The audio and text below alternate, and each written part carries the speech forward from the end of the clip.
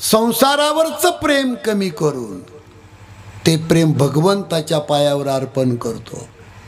दुसऱ्याची श्रीमंती पाहून मनात हाय हाय करत नाही. जसं आपल्या प्रारब्धामध्ये असल तसं त्याचा उपभोग घेतो. मोडका तोडका प्रपंच भगवंताच्या पायावर अर्पण करतो. ती भक्ती देवाला आवडती, असा या अभंगाचा भाव आहे. सेवेला सुरुवात करण्यापूर्वी अखिल कोट ब्रह्मांड नायक भगवान प्रभूची कृपा, साधू संतांचा आशीर्वाद, सर्व गावकऱ्याचं, शेतकरी मायबापांचं सहकार्य आणि सर्वांच्या माध्यमातून श्री संत जनार्दन बाबाच्या या पावन दरबारामध्ये गेली 25 वर्षापासून ही सेवा चालू आहे. जर 12 वर्षे पारमार्थिक तपश्चर्या केली तर आपण त्याला एक तपपूर्ती सोहळा म्हणतो. 24 वर्षे केली तर 25व्या वर्षी रौप्य महोत्सव, 50 वर्षे केली तर सुवर्ण महोत्सव, 75 वर्षे केली तर अमृत महोत्सव, 100 वर्षे केली तर शताब्दी सोहळा. आता 25वं वर्ष गाठलंय आपण. स्वामी बाबाला एवढीच विनंती आहे की तुमच्याकडून शताब्दी घडावा.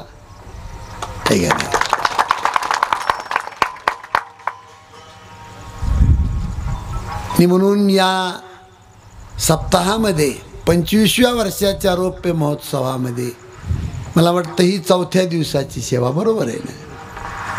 आपल्या गावचे आदरणीय हरिभक्त परायण हरिचंद्र भाऊ बिडाईत 8 वर्षाच्या, आपलं 8 वर्षच म्हणतो, 8 महिन्याच्या पूर्वी अतिशय आदरपूर्वक या सेवेचं निमंत्रण मला दिलं.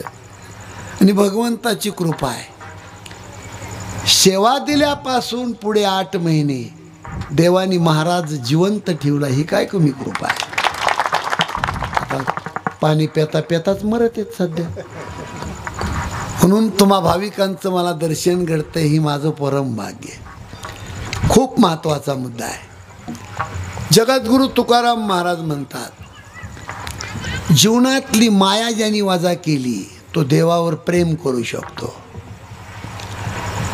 रामायणामध्ये पंचवटीच्या ठिकाणी रामाचा प्रसन्न चेहरा पाहून लक्ष्मणाने रामाला 5 प्रश्न विचारले. दादा, ज्ञान कशाला म्हणतात?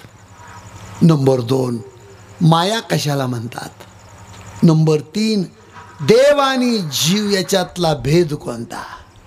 नंबर 4, वैराग्य कशाला म्हणतात?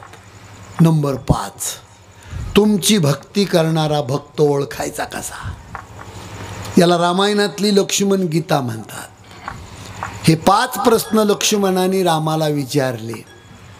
त्याच्यातला पहिला प्रश्न आहे, ज्ञान कशाला म्हणतात? इकडं लक्ष द्या.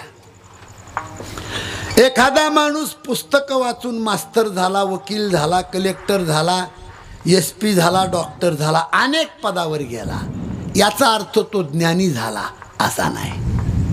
माझ्याकडे लक्ष द्या.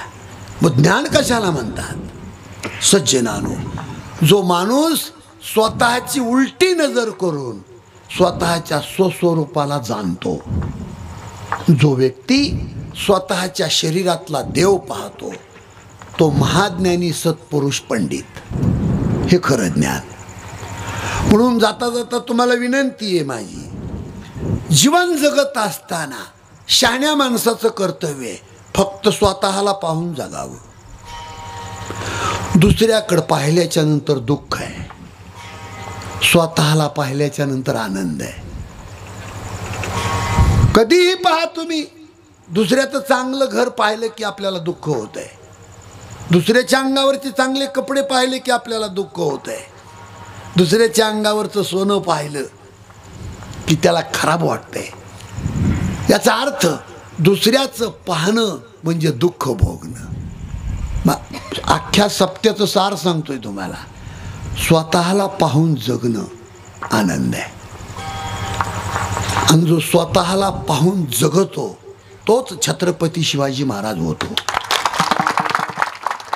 जो लाचार कधी बनत नाही तो संभाजी महाराज होतो, लक्षात ठेवा. मी एकही शब्द कीर्तनात तुम्हाला फालतू बोलत नाही आणि फालतू बोलण्याची ही जागाच नाही. पण काही कीर्तनकारांनी पैसे कमवण्यासाठी ही जागा फालतू मध्ये काढली. हो, स्वतःला पहा. ज्ञानोबारायांनी लेकराला आईनं काय शिकवावं त्याच्यासाठी 7 अभंग लिहिले मदालसा. पण दुर्दैव एकाही बाईनं तो अभंग वाचला नाही अजून. लेकराला आई म्हणती, बाबा एवढ्या खराब जागेवर तुझा जन्म झाला की माणूस जिथं जन्माला येतो तितकी वक्ती जागा जगातच नाही कुठं. समदालसा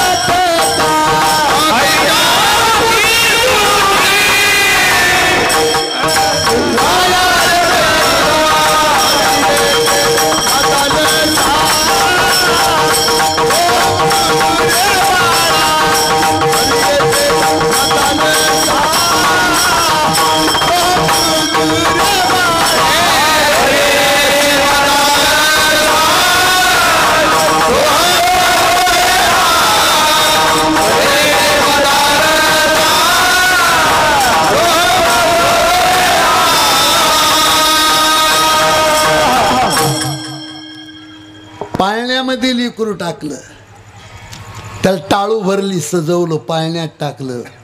जवानीतली आई आणि त्या वाकून लेकराच्या गालावर गाल ठेवते.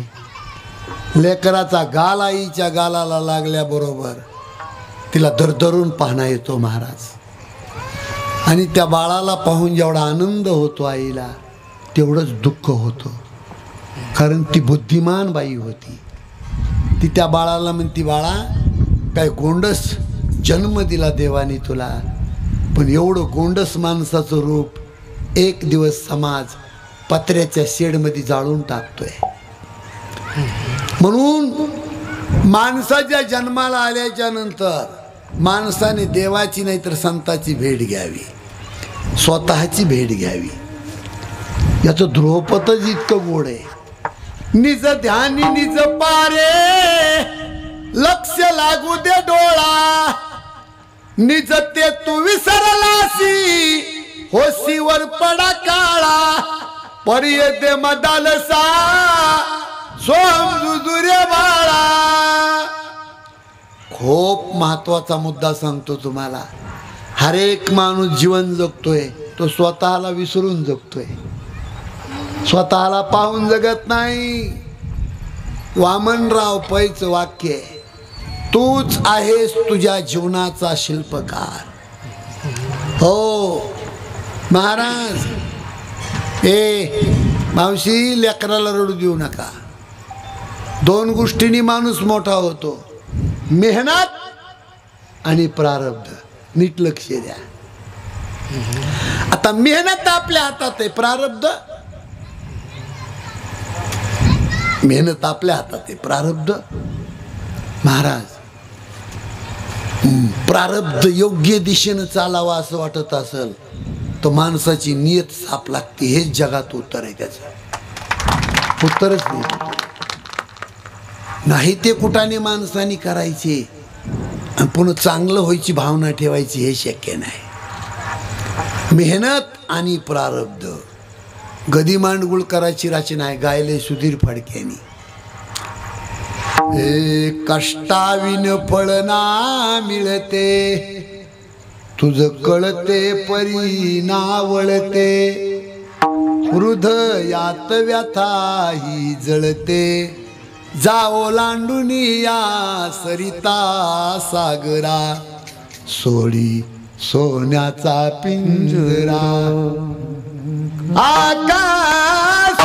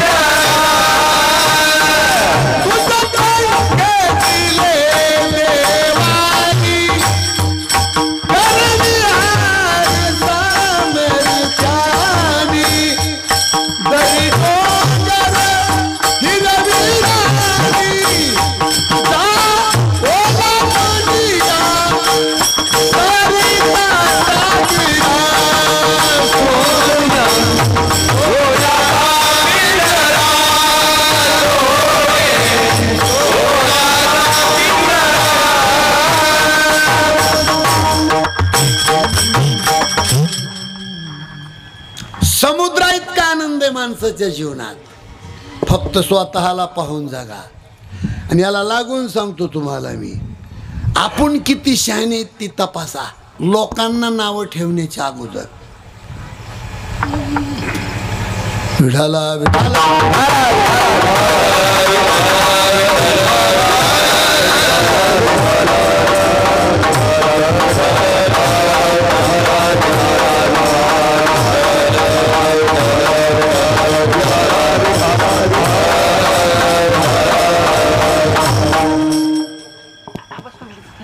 बसा. माणसाला इतकी खराब सवय महाराज. दादा या इकडे. तर मला नाव तुमचं काय परिचय नाही. बघा मी हरेक माणसाला चिमटा घेऊन बोलतोय. माणसाला इतकी खराब सवय, भाकरी घरच्या खायच्या आणि अख्ख्या गावाचा उकांडा उकरायचा. एक माणूस एका माणसाला चांगलं म्हणत नाही, दुसऱ्याला नावं ठेवणाऱ्या माणसाने स्वतःचा विचार करायचा आहे. आपण किती शहाणे, आपण किती शहाणे. तुम्हाला एक मंत्र देतो, आयुष्यात कोणाची निंदा करू नका. आणि जो आपली निंदा करतो त्याला दिवसात एकदा तरी चहा पाजा. कारण आपली निंदा करणारा माणूस आपल्या माईपेक्षा श्रेष्ठ असतो. तुम्ही म्हणाल कसा? लेकरानं संडास केली तर आई खापर खुटीनं काढती, निंदा करणारं तोंडानं काढतं. श्रेष्ठ कोण?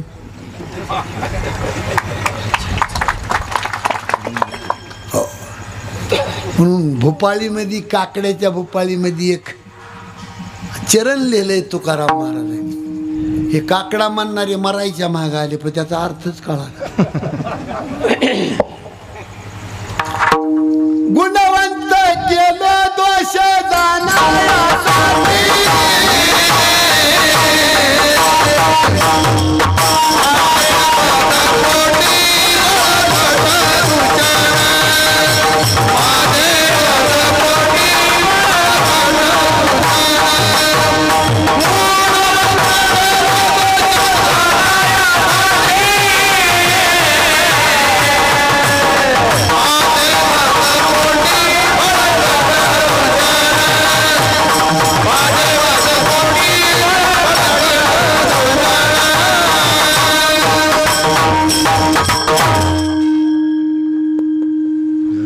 गुणवान?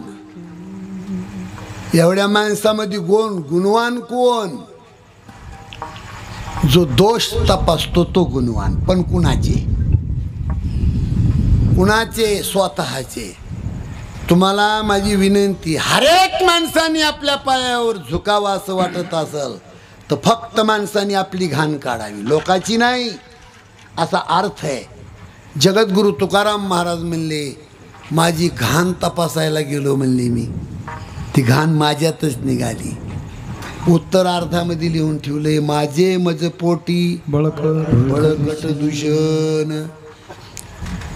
आपण सरकत गेलो कुणीकड.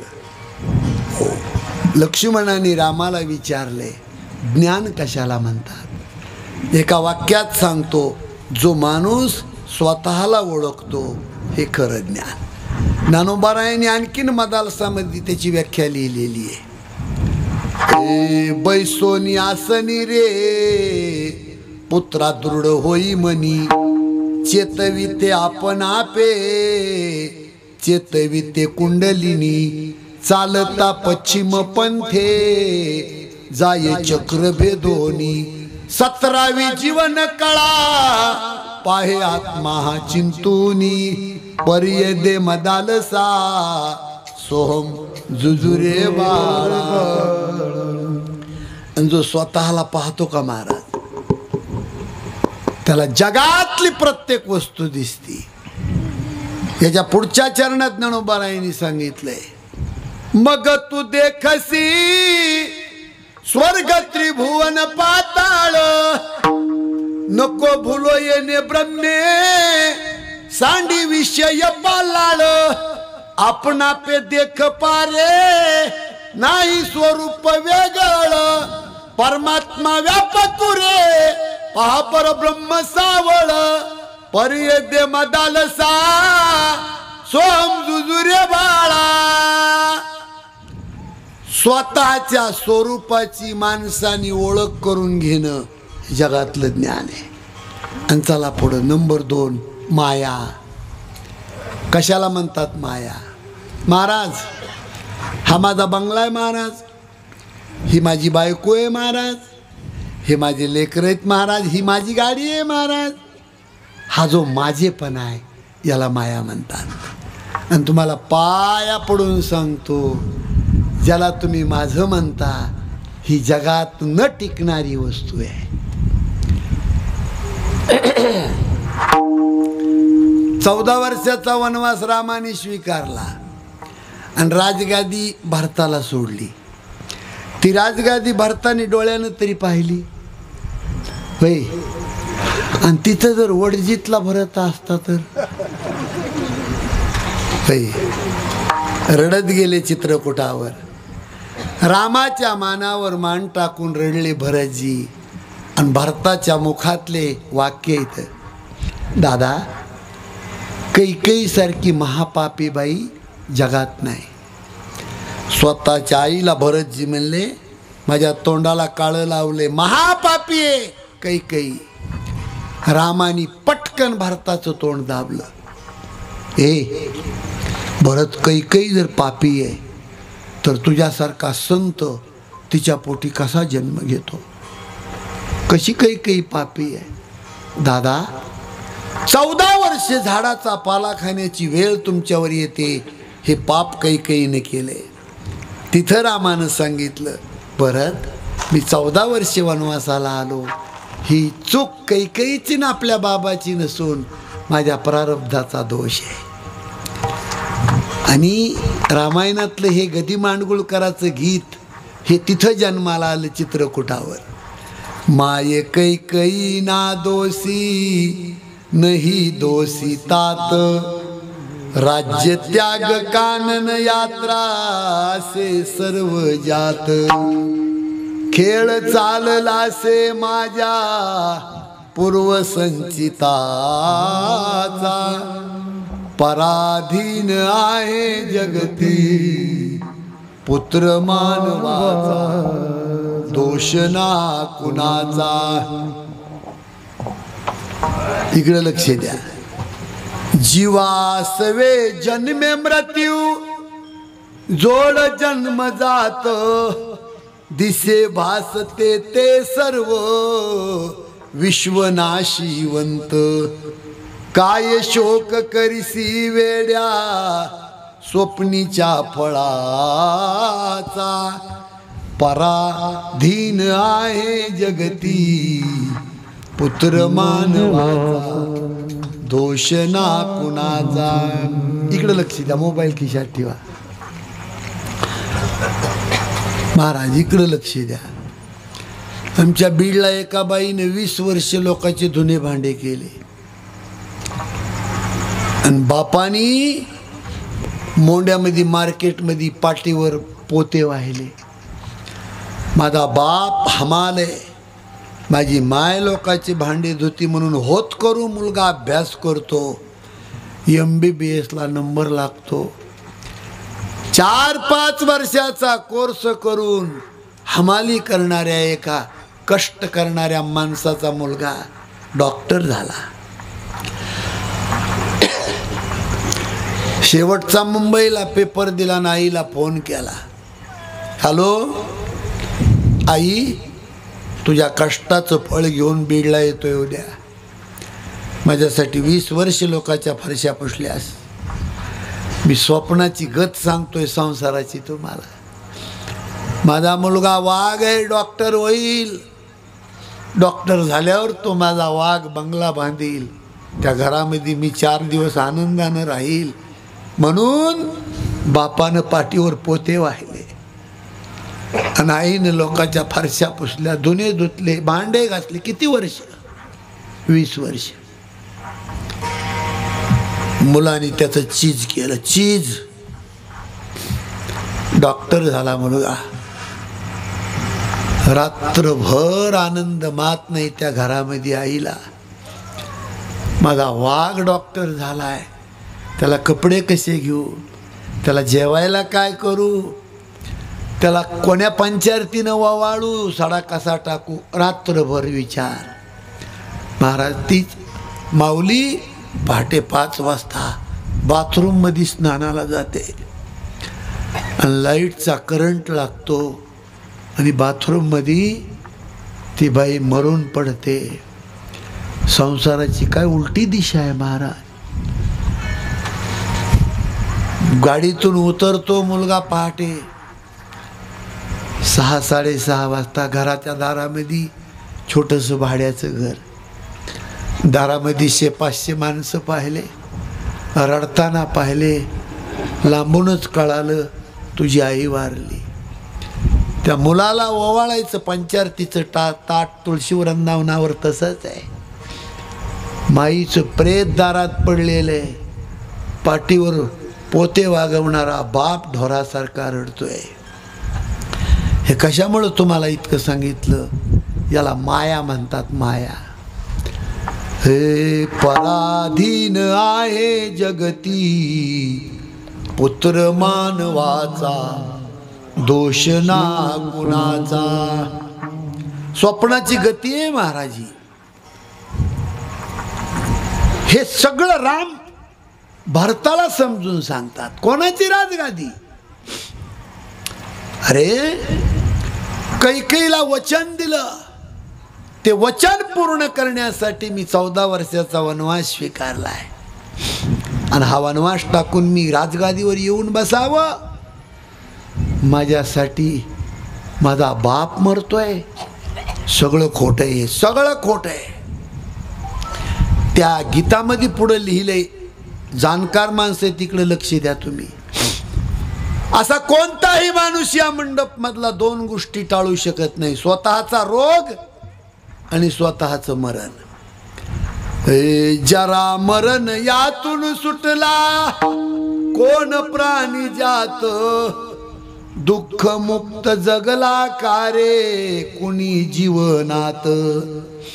वियोगार्थ मिलन होते नेम हा जगाचा, पराधीन आहे जगती पुत्र मानवाचा, दोष ना कुणाचा. 2 ओंडक्याची होते सागरात भेट. ओंडके म्हणजे तुम्ही लाकडाचे समजिले. नवरा बायकोला ओंडक्याची उपमा दिली. तुम्ही कुठलले आणि तुमची बायको कुठलली? मला वाटतं लग्न झाले नाही का इकडे तुमचे?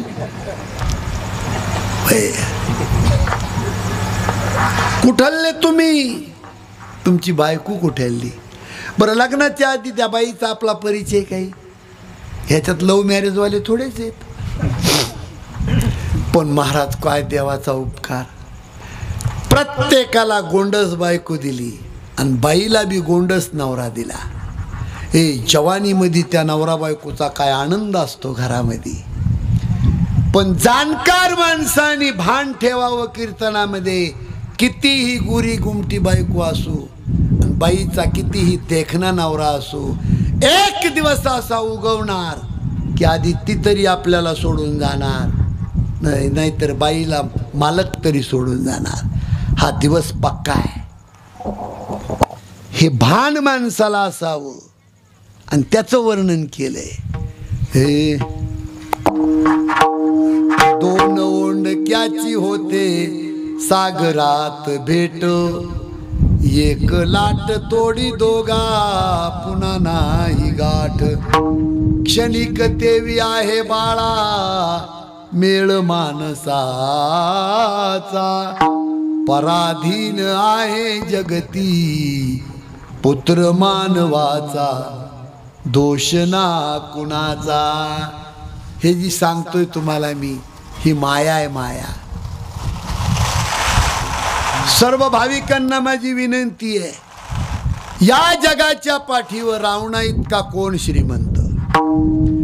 मूळ वाल्मिकी रामायणामध्ये वर्णन केलंय की भारत देशाची जेवढी किंमत तेवढी रावणाच्या झोपायच्या बेड रूमची किंमत होती. हो, रावणाच्या बेडरूम मध्ये उतरायच्या पायऱ्या स्फटिकाच्या होत्या. रावणाच्या बेडरूमची फरशी गुंगी नावाचं गुलाबी कलरचं रत्न, त्या रत्नाची फरशी होती. रावणाच्या बेडरूमचे खांब असली हिऱ्याचे होते. हिरा पाहिला तुम्ही? हिरा हिरा आपण लय झालं तर गारगुटी पाहिल्या.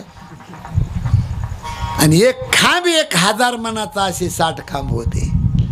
रावणाची झोपायची जी क्वाट होती ना, पूर्वी एक असा धातू होऊन गेला, एक लालन पृथ्वीचं मोल. त्या धातूची क्वाट होती रावणाची झोपायची. आपल्या बाजाला नारळाच्या दुरीचं सुंबाट सुद्धा टायमाला नाही, तरी ताडसासारखा फुगलेलाच आहे. आणि जगद्गुरु तुकाराम महाराज म्हणले, 5 लाख घर पिवर दगडाचे, 7 लाख पिवर विटाचे, 1 कोटी काश्याचे, 1 कोटी तांब्याचे, शुद्ध कांचनाची 70 कोटी. तुका म्हणे ज्याची संपदा,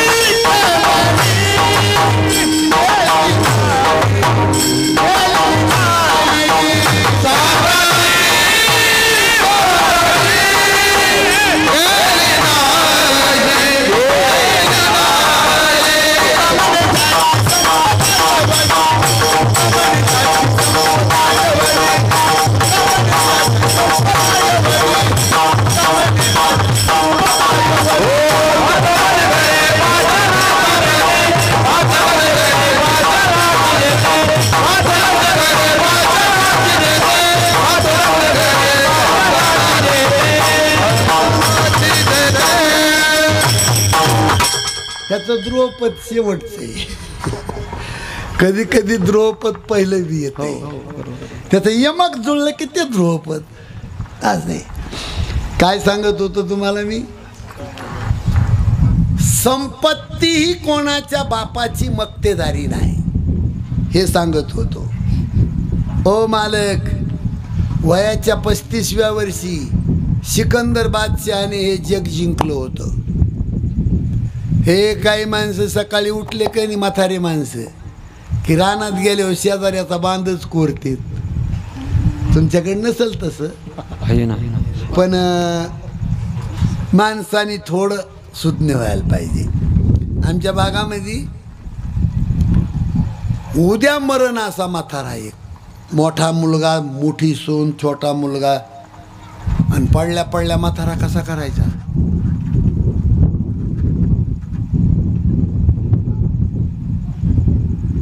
पोरायला वाटलं इकडल्या भिंतीत काहीतरी ठेवलंय म्हणतंय म्हातारं.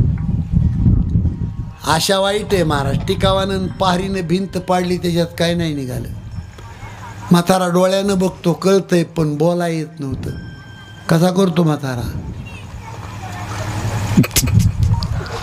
इकडली पाडली, काय नाही निघालं. आशा लय वाईट. मारताना म्हाताऱ्यानं अख्खं घर साफ केलं, पण भजन नाही केलं. भजन नाही. गावातला दुसऱ्या दिवशी एक शहाणा माणूस आला. पोराओ, घराच्या भिंती का पाडल्या? पोरं म्हणले, दादा म्हातारा असंच करतं, कुठं काही निघबी ना. तो गावातला शहाणा नव्हता, 1.5 शहाणा होता. तो म्हणला, कोल्हापूरला एक डॉक्टर आहे, तो येऊन म्हाताऱ्याला इंजेक्शन देईल, आणि कुठं काय ठेवलंय ती सांगण्यापुरतं म्हातारं बोलत. 1 लाख रुपये भरून कोल्हापूरहून डॉक्टर आणला. आशा लय वाईट आहे. आणि त्या म्हाताऱ्याला डॉक्टरने येऊन 1 डोस दिला. 2 शब्द बोललो महाराज म्हातारं. मी मायाबद्दल बोलतोय. म्हातारा झाला माणूस तरी माया सुटत नाही. डॉक्टरने 1 डोस दिला आणि म्हातारा 2 शब्द बोलला. पुढं बघा, चान्स जाईल तुमचा. 2 शब्द बोलला म्हातारा. काय म्हणतो म्हातारा? ए नार्या, अरे ती ज्वारी चाळायची चाळणी नाही का? ज्वारी चाळायची चाळणी ती घरा मागायला रंगीने नेली, मी मेले वाना म्हणला. चाळणी, दादा चाळणी केवढ्याला पडली? चाळणी केवढ्याला पडली? 1 लाख. 1 लाख. घर तुम्ही बांधून घेता का? घराचे पैसे? सर्व सुखाची या आशा जन्म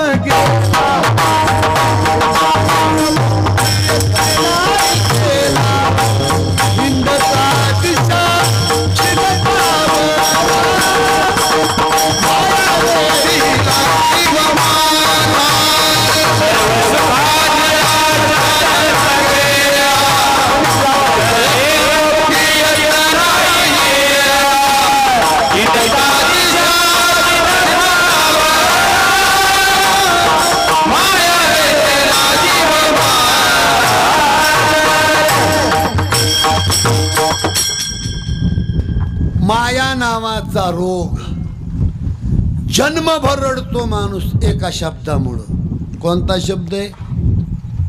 फक्त माझा शब्द माणसाला रडवतो. बसा बसा बाबा, बसा बसा. विठाला विठाला.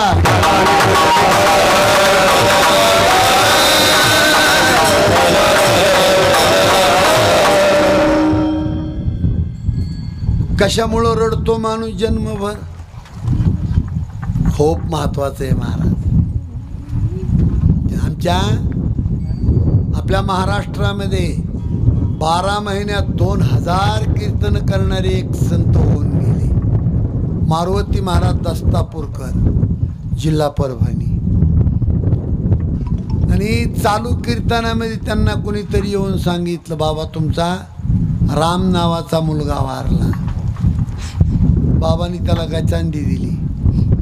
तिथून पुढं 2 कीर्तन केले आणि नंतर मुलाच्या अंत्यविधीला गेले. लोकांना सांगितलं स्मशानभूमीमध्ये प्रेत आणा, आणि 25 फुटावरून मुलाच्या प्रेताला नमस्कार केला मारुती बाबांनी. मायाबद्दल बोलतोय मी. आपण मायामध्ये गुंतून खलास झालेली मंडळी. तुझ भवती वैभव माया, फळ रसाळ मिळते खाया, सुख लोलुप झाली काया. हा कुठवर वेड्या घेसी रे आसरा, सोडी सोन्याचा पिंजरा. ही माया जीवनातली ज्यांनी वजा केली. वजा केली म्हणजे वयाच्या 16व्या वर्षी हातामध्ये नंगी तलवार घेतली. वयाच्या 28व्या वर्षी 30व्या वर्षी 32व्या वर्षी भरपूर शत्रूचा समाचार घेतला. वयाचे 51 वर्ष जगला. पण 51 वर्षापैकी 35 वर्षे काट्या कुपाट्यात काळकुट्ट अंधारात दऱ्या खोऱ्यात जगला. असा जगाच्या पाठीवर एकच हिरा झाला, छत्रपती राजा शिवाजी. आम्ही लहानपणी गाणं म्हणायचो. 16 वर्षाचा रपठा शिवाजी लढलाय मोगलाशी. आज कालचा रपठा दडतोय बायकोच्या बंगलापाशी. कुत्रा भुकतो र भिवून पळतो म्हणे आधी त्याला धरा. जग उलटच झालं ऐका जगाची तारा.